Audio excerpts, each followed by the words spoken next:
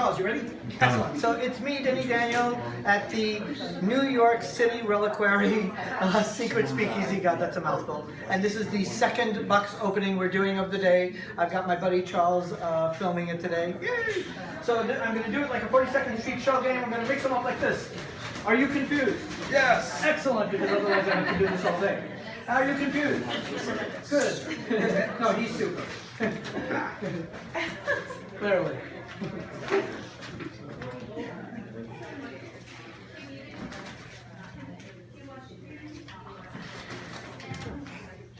Just to make it authentic. Otherwise, they're not mixed, clearly. It's really as mixed as a shell game would be anyway.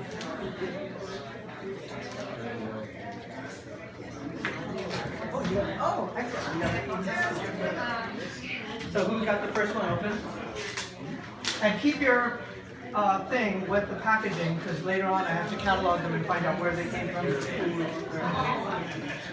Did you know what all the Usually, but I've gotten a bunch of people that have donated things, and then you saw the other package. I bought 3 things and he added like a 4th or 5th. You know, so very strange and fun. Sometimes people sell me something and they'll end up losing money because they'll put so many other things in the package. I'm like, now you lost money.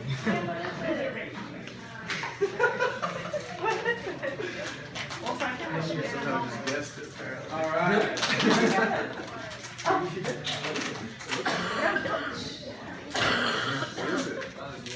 What's the first one open? Oh, first one open is this one. So this is, these are like comedy routines that you can buy in a book. Oh. Go. There's got to be an opening somewhere. It's on the side, of course. So these are the Denizen's comedy character monologues. Does anyone know these? I didn't know this existed. So you could buy these Cyanide, Hey Rube, Stage Struck. So you would buy all these cool, like, yeah, kind of like a script comedy routine thing. Oh, it's in the wall now. Yes. We got time. Oh, and who opened this? I did. You? Excellent. And what's your name? I'm Ruthie McMoney. Ruthie. Wait, no, really? Well, Ruth. Close. Yeah, really close. I almost I almost brought my comedy character routine as well, but Did you? left that one at home. So this came with that. I'm going to put it together. Cool one. Okay, what did you open? Oh! I have to look at the other side. So these are rubbings for our silhouette show. I figured rubbings are another way of, the whole idea is the way to capture an image. So this was another way to capture an image. So this is a rubbing kit of Shakespeare. So you could do a rubbing of Shakespeare. Don't let it rub you the wrong way. And this is Pat. Oh, I should say your name. Oh, Pat, yeah, hi. My official way of doing it. Would be something appropriate for Valentine's. No, this is, I remember this one and I was like, why did they even have a postcard that said this? So this is a woman on the postcard, and she said, and it says on the postcard, I'd like to be the fellow she is waiting for. Mm-hmm. So imagine How interesting. like 80s. And it is postmarked. It's probably early 1900s, like 1910, give or take. It's a divided back. Divided backs are after 1907, 1908. Oh, yeah. Oh, and I know your name, but say your name for the Ida. Ida. And then what did you open up? An 8mm film of George Méliès, Tales of Terror. And if you don't know George Méliès, he is the French director from the early 1900s, like 1902, who did Trip to the Moon, where you see the moon get its eye poked out by a rocket. So that was the guy who did it. He was a filmmaker who was kind of the George Lucas It was the Star Wars of the time, special effects and all that. And why? Because he started off as a wizard, as a magician. He was actually a magician first, and then became a filmmaker, and used his knowledge of magic to make his films. And it's perfect for, I know his name, Robert, for Rob to open up, because Rob is definitely a film buff and would get into that kind of stuff.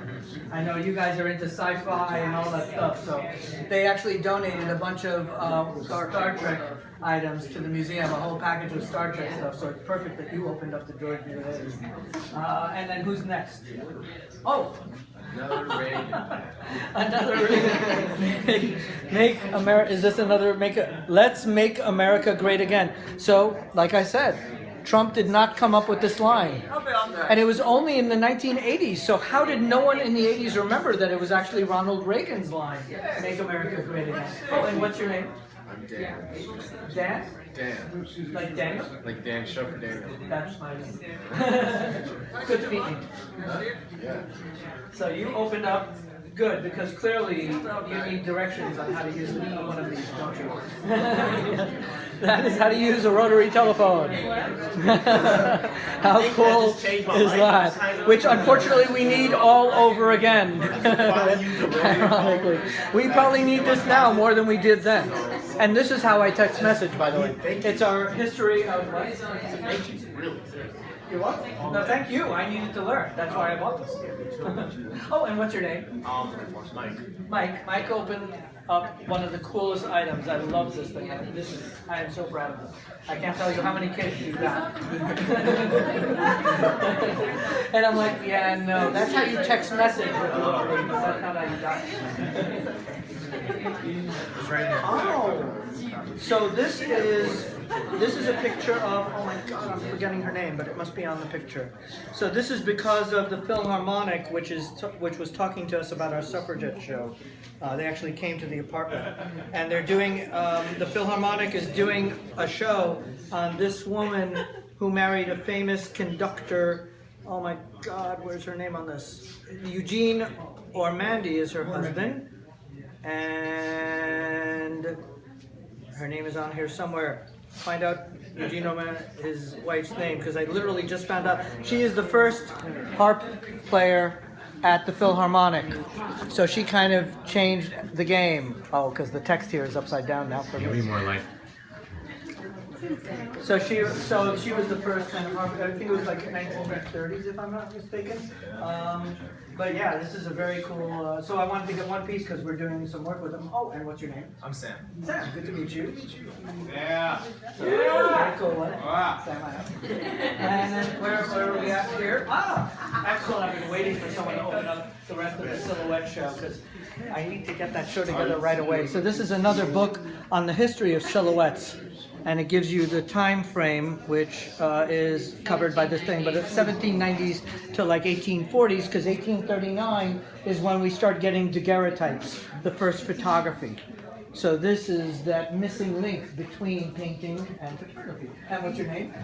Emily. Cool one. So when we do the Madame Dumas house, you'll have to come to that show and be like, I opened that one for you. So, and it was Christina, Charles.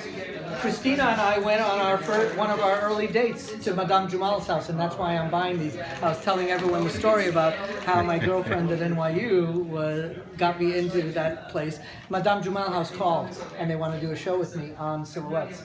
So that's why. So I haven't called Chris yet, but now you know. Don't tell her. It's uptown in the area like Harlem, above Harlem area. It's all the way uptown. Near the Marstromau. Wait, that is the Marstromau. Oh, Didn't I say Jumal? Very near. Okay, it is the Mar. Didn't I say Jumal Mountain? no. What did I say? I thought I said Jumal Mountain. Okay. I thought I did. I thought you said something else. Wait, well, we have it on tape. We can rewind and figure it out. But I thought I said Jumal Mountain. Oh, Lydia Pinkham. This is the private text. How cool. Anyways, so Lydia Pinkham was a pioneer woman, kind of, they call it quack medical. And maybe it is, maybe it isn't. It had alcohol in it, but it also had a bunch of herbal remedies and things. She had to eventually change it from saying medical bottle to vegetable compound, and I have both of those bottles to juxtapose. When we got the FDA, they realized there was a lot of quack medicine that was crazy. But she was a pioneer. She was making medicines for women, all women's problems, from hysteria to monthly stuff to just regular women's health, because obviously hysteria was an important thing. We all know about that. I'm not going into that. It's a kid's show here, ladies. So this is one of her booklets. I was dying to look at it. I've got a whole bunch of her stuff. I'm really getting into her. And I think the products are still around. Isn't that company still around? There's also modern products. Oh, and what's your name? My name is Gila. Gila opened this. Oh, that's right. You had gotten your just recently. Okay, so what did So you there's two things in mind. This is perfect for you. But yeah, it is. This is the machine that John Henry This is the John Henry challenged yeah. to who could drive the railroad spikes faster, man or machine.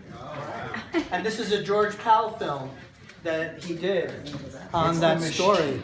So that's the He machine. built the machine. Yeah. And this is some more of the George Pal puppets with him. Yeah, the second part was all. And wait, is this one we already opened? So that Yeah, one. but it does go with Yeah. that. But it does go with that, and it will go with that from now on. I'm lecturing actually at NYU in about 72 hours, so this is going to be a huge part of that lecture. So I'm so glad you opened this. Oh, and what's your name for the camera? Robert. And Robert is a absolutely brilliant theater guy and tech guy, and he showed up here randomly one day and literally helped us take apart the entire speakeasy. It was unbelievable how professional and great he is. So this is a perfect one for you to do actually, because this is your field. And the packaging is over there? Yes. Excellent, we'll put it together. So give everyone a hand, they did a great job. Harry, we have a special announcement today. Right. So we have cake in the back to celebrate Denny's birthday, and we would like to ask him to cut the cake. Yay!